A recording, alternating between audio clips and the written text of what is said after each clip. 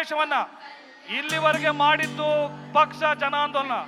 ಇವತ್ತಿನಿಂದ ಜನರೇ ಜನಾಂದೋಲನವನ್ನ ನಡೆಸುವಂತ ಒಂದು ದೊಡ್ಡ ಐತಿಹಾಸಿಕ ಕ್ಷಣಕ್ಕೆ ಈ ಕಹಳೆಯನ್ನ ಊದಬೇಕು ಅಂತ ಕೂಡ ಜ್ಯೋತಿ ಬೆಳಕಿನ ಮೇಲೆ ವಿನಂತಿ ಮಾಡ್ತೀನಿ.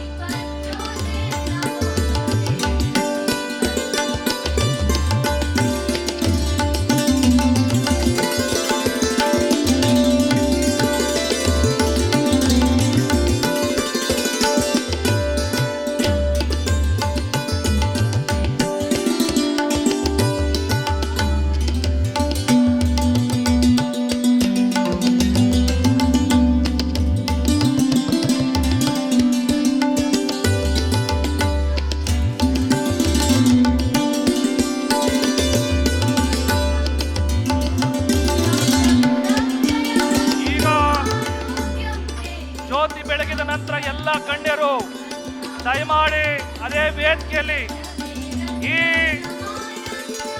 ಜನತಂತ್ರ ವ್ಯವಸ್ಥೆಯನ್ನ, ಷಡ್ಯಂತ್ರವನ್ನ, ಈ ಜನತಂತ್ರ ಸರ್ಕಾರವನ್ನ ದಿಕ್ಕು ತಪ್ಪಿಸಲು ಈ ಕಹಳೆ